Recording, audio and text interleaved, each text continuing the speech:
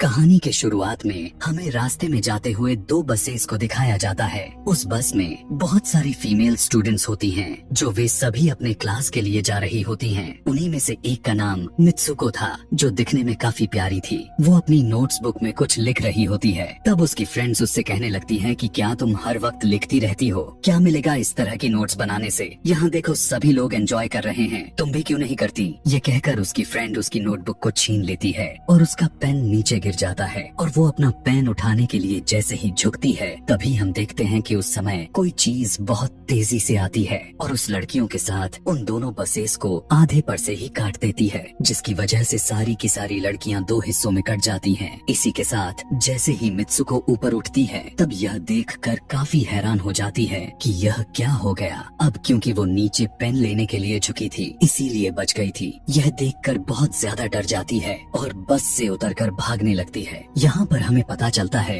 कि इन सभी को काटने वाली चीज कुछ और नहीं बल्कि हवा ही थी, जो सभी को काट रही थी। यह हवा अब मित्सुको के पीछे भी पड़ जाती है। यह देखते हुए मित्सुको चिल्लाते हुए काफी तेजी से भागने लगती है। भागते समय उसे आगे चार लड़कियां और भी दिखाई देती हैं और वो उन्हें झुकने के लिए कहती हैं, लेकिन काफी देर हो चुकी थी। वो हवा उन्हें भी आधे पर से काट कर चली जाती है। लेकिन उनमें से मित्सुको एक लड़की को बचा लिया था कि तभी इन्हें कुछ साइकिलिंग करते हुए लड़कियां नजर आती हैं, जो कहीं पर जा रही थी। उन्हें भी ये बचाने की कोशिश करती हैं, लेकिन वो हवा उनके साथ भी वही करता है जो अभी इनके दोस्तों के साथ हुआ। और इसी दौरान वो लड़की भी मारी जाती है, जिसे अभी उस अदृश्य चीज से बचाया था। अब वो यह देखकर काफी डर जाती है और वो इधर उधर भागने लगती है। आगे हम देखते हैं कि मित्सुको जब एक नदी के पास जाती है, तो वो यह देखकर हैरान हो जाती है कि उस नदी में भी पहले से बहुत सारी डेड बॉडीज पड़े हुए थे, जिसने हवा ने यानी उस अदृश्य चीज ने काट दिया था।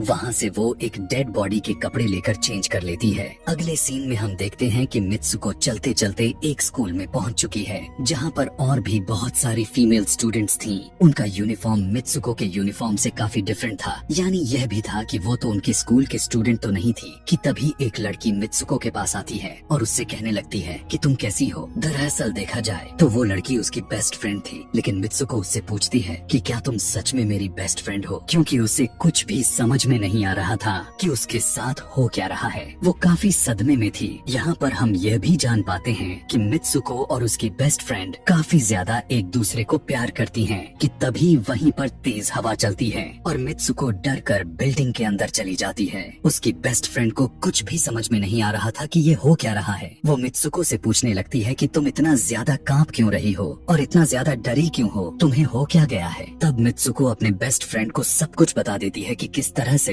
एक हवा का झोंका आया और उसके स्कूल के सभी स्टूडेंट्स को काट कर चली गई। यह सुनकर उसकी दोस्त उसे विंडो के पास ले जाकर उसकी हाथ बाहर निकाल कर कहने लगती है कि ये देखो, ये बस हवा है और कुछ नहीं। यहाँ पर मित्सुको के दिल को कुछ शांति मिलती है और इसे लगने लगता है कि शायद ये मेरा ख्वाब ही हो सकता है। जिसके बाद मित्सुको का बेस्ट फ्रेंड अपने दो और दोस्तों को लेती है और क्लास को बंद करने का प्लान बनाती है। जैसे ही ये चारों क्लास के बाहर जाने के लिए निकलने ही वाली होती हैं कि तभी वहाँ पर उनकी टीचर आ जाती हैं और उन्हें देख लेती हैं, लेकिन वो चारों वहाँ से भाग जाती हैं। वे चारों भागते भागते एक लेक पर आ जाती हैं। वहाँ पर मित्सुको की बेस्ट फ्रेंड अपने दोनों दोस्तों को भी उसके ख्वाब के बारे में बताती है। तभी उनमें से एक लड़की कहती है कि हो सकता है कि यह सच हो, जैसे मिरर वर्ल्ड होती है जहाँ पर इस दुनिया से अपोजिट यानी उल्टा होता है। यह कहकर वो तालाब में एक पत्थर फेंक कर कहने लगती है कि देखो, यहाँ पर मैंने तो पत्थर फेंका है, लेकिन हो सकता है कि दूसरी दुनिया में मैंने ऐसा ना किया हो। कि तभी अचानक से उस तालाब में से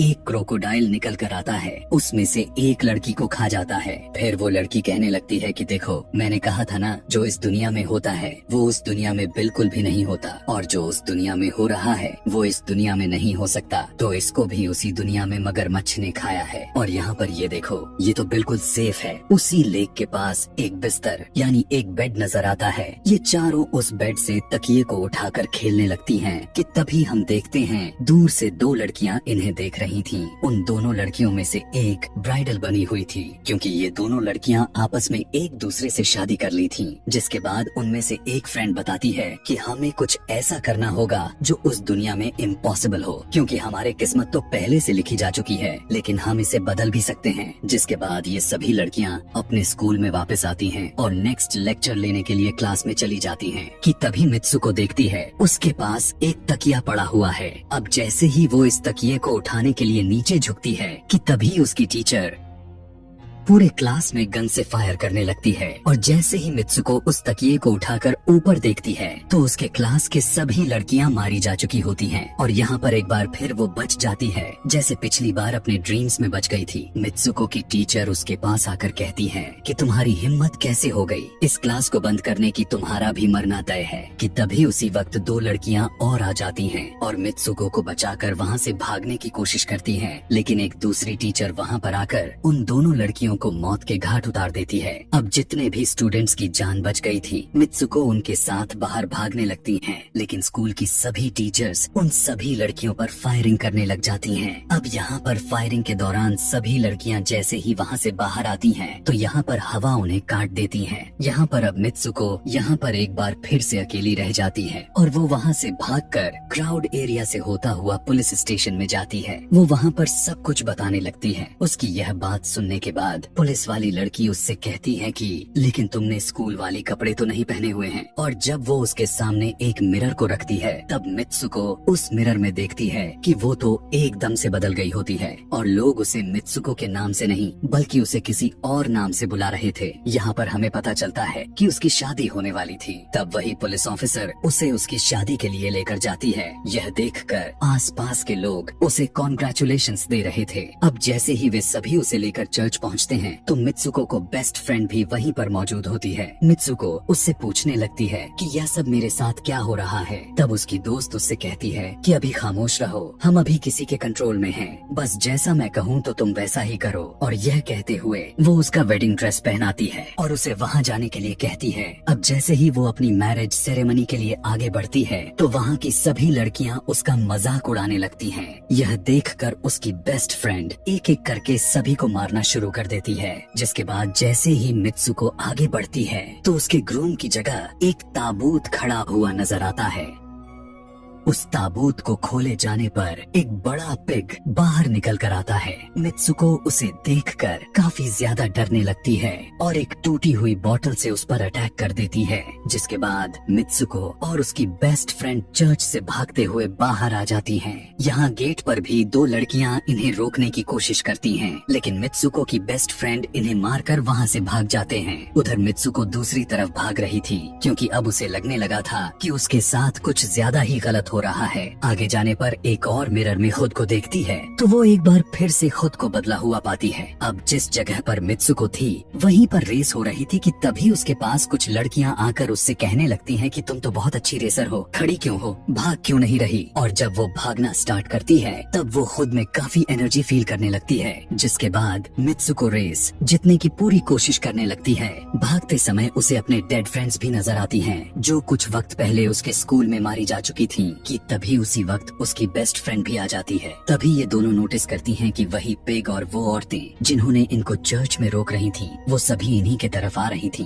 भागते समय कुछ लड़कियां मित्सुको से कहने लगती हैं कि इस दुनिया से बाहर चली जाओ। इसके बाद हम आगे देखते हैं कि मित्सुको भागते भागते एक सुनसान अंधेरी जगह पर आ जाती है। वहीं पर कुछ स्टूडेंट्स नजर आती हैं जिन्होंने यूनिफॉर्म पहना हुआ था। वो सभी लड़कियां मित्सुको से कहने लगती हैं कि हम सभी मरे हुए हैं और तुम्हें भी मार देंगे। लेकिन तभी मित्सुको की बेस्ट फ्रेंड वहाँ पर आकर उस लड़की को मारकर वहाँ से मित्सुको को भगा ले जाती है। मित्सुको की बेस्ट फ्रेंड उसे अपना नाम जोर जोर से पुकारने के लिए कहती है, जिस पर मित्सुको अपना नाम जोर जोर से लेने लगती है। इसी के साथ मित्सुको अपना असली रूप में वापस आ जाती है। उसकी बेस्ट फ्रेंड उसे अपना हाथ दिखाते हुए कहती है कि प्लीज मेरे हाथ में जो वायर लगी हुई है उसे बाहर खींच दो ताकि मैं इस दुनिया से बाहर जा सकूं। लेकिन मित्सुको को डर भी था कि कहीं यह वायर खींचने से उसकी जान न चली जाए। और क्योंकि मित्सुको अपने बेस्ट फ्रेंड को काफी ज्यादा प्यार करती थी इसलिए वो ऐसा नहीं करना चाहती थी। लेकिन ज्यादा उसे फोर्स करने पर वो उसकी वायर्स खींच देती है। वायर खींचते ही उसकी बेस्ट फ्रेंड की बॉडी दो हिस्सों में बट जाती है और तभी उसी वक्त उसे एक गेट नजर आती है। उस दरवाजे से बाहर आने पर वो देखती है कि अब वो आदमियों की दुनिया में आ चुकी है। वहीं पर उसके पोस्टर्स भी लगे हुए थे। जिस पोस्टर को कुछ लड़के देख रहे थे तभी एक लड़का मित्सुको के पास आकर कहता है कि तुम तुम फ्यूचर में हो। इस बात को सुनते ही वो बेहोश हो जाती है। कुछ टाइम के बाद जब उसे होश आता है तब वो आगे बढ़ती है। तब वो देखती है कि एक बूढ़ा आदमी गेम खेल रहा होता है और उसी गेम में मित्सुको वही कैरेक्टर नजर आती है जो अभी बनी हुई है। मित्सुको को देखते ही बूढ़ा आदमी कहने लगता है कि मैंने ही इस गेम को बनाया है और मैं ही हूँ जो तुम लोगों को कंट्रोल कर रहा हूँ। तुम तो बहुत पहले मारी जा चुकी थी, लेकिन मैंने तुम्हारा डीएनए लेकर तुम्हें फिर से बनाया। मित्सुको को जब यह बात सुनकर उसे पता चल जाता है कि यह एक गेम है तो उसे लगता है कि शायद मैं अभी भी अपने दुनिया में जा सकती हूँ कि तभी उसी समय एक आदमी आता है और मित्सुको को अपने पास बुलाने लगता है। तब वो बूढ़ा आदमी मित्सुको से उसकी आखिरी लेवल को कंप्लीट करने के लिए कहता है। वो आगे बढ़ने लगती है कि तभी मित्सुको को अपने दोस्त की कही हुई बात याद आ जाती है कि अगर हम इस दुनिया में कुछ ऐसा करेंगे जो दूसरी दुनिया में इम्पॉसिबल हो तो तुम इस गेम से बाहर आ जाओगी। और इसी के साथ वो इस आदमी का गला दबा देती है और कहने लगती है बस करो हमारे साथ खेलना। यह कहकर मित्सुको उस बूढ़े आदमी की छड़ी को उठाकर अपने पेट में घुसा देती है, जिस वजह से उसकी मौत हो जाती है। और यहाँ पर हम देखते हैं कि बूढ़ा आदमी यह सोच भी नहीं सकता था कि मित्सुको ऐसा कुछ कर सकती थी और इसी के साथ उसकी डेस्टिनी पूरी तरह से चेंज हो जाती है। वो इस दुनिया में यानी गेम में तो मर चुकी थी, लेकिन असली दुनिया में वो अभी भी जिंदा थी। आगे हमें ये भी दिखाया जाता है कि मित्सुको के बाकी के कैरेक्टर्स भी किसी न किसी वजह से अपने आप को मार लेते हैं और अब वे सभी गेम का पार्ट नहीं थे। अगले सीन में हमें मित्सुको को बर्फीले जगह पर लेटा हुआ दिखाया जाता है और अब वो अपने रियल वर्ल्ड में आ चुकी थी। और इसी के साथ यह दिमाग घुमा देने वाली कहानी यहीं पर खत्म हो जाती है। आगे और भी ऐसे ही एक्सप्लेनेशन मूवीज देखने के लिए कमेंट में नेक्स्ट लिखना ना भूलें। Thanks for watching.